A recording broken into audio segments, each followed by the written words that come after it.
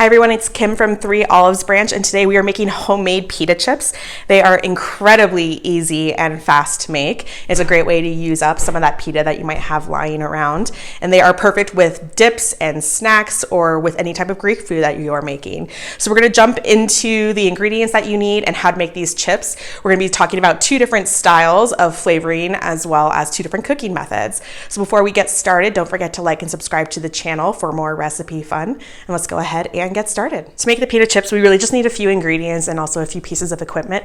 So of course you're going to need your pita bread. You can use plain or whole wheat, any type that you like or prefer.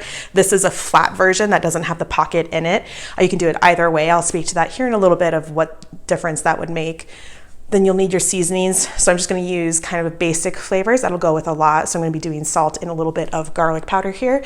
And then we have some olive oil to get it to stick onto the bread. And then equipment wise, you really just need your cutting board, a knife, a baster or something to get the oil onto the pita. And then of course, either your oven or your air fryer in order to get those baked. All right, so let's go ahead and start assembling these. So we're going to take one piece of the pita bread at a time. And you just take your oil with your baster, and we're going to brush this oil onto here.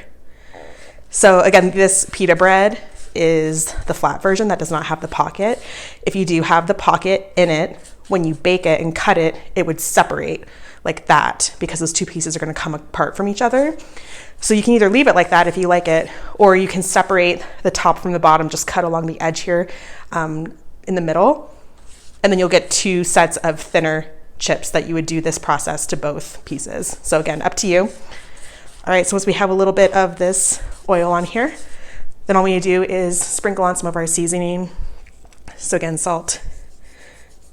And you can use however much or little of everything that you like. And then garlic powder.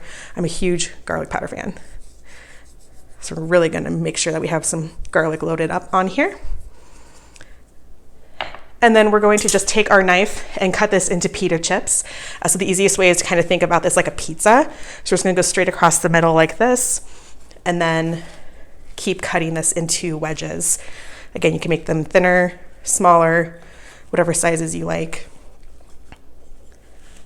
Just keep going all the way across. And these are gonna give us some bigger chips, almost like tortilla chip size, as you can see. You could take one of these and start cutting the triangles even in half like this so that you could get more triangles out of each one. So again, it's whatever you prefer and whatever you're aiming for. So we're gonna repeat this process with the remaining pieces of pita and seasoning. So our pita chips are seasoned and cut, and they are ready for the air fryer. In the air fryer or the oven, you wanna make sure that the basket or tray that you're using, that they are not stacked up in layers. If they're stacked up in layers, the heat is not going to distribute evenly. You're gonna get some that are starting to almost overcook, while others are not even cooked enough to be considered a chip. So you might have to do this in batches, again, based on what you're using.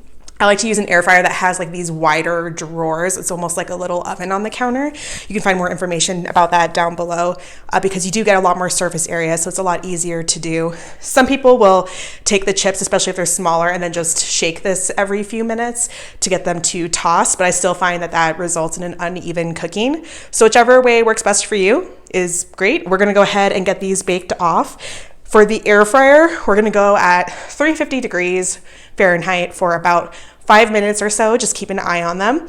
And then if you're gonna do this in the oven, you're gonna bake it at 425 for around 7 minutes. And again, this can be based on how crispy and how done you want them. So just keep an eye and also consider if your oven or air fryer runs hotter than normal or not. So let's go ahead and get these in the oven. So our pita chips are all done. And over here on the left, we have the ones that we seasoned with just some salt and garlic. And these were cooked in the air fryer in larger pieces.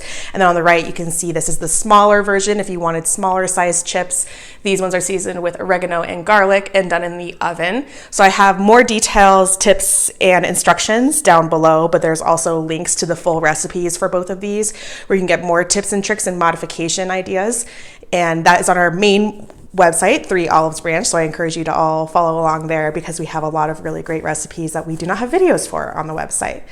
So again, these chips are all done. They just took a few minutes and they're nice and crispy. They're perfect and ready for all of your dips or snacks. So I hope you enjoyed making these with me. Please follow and subscribe if you haven't already so you can find more recipes in the future. Thanks so much.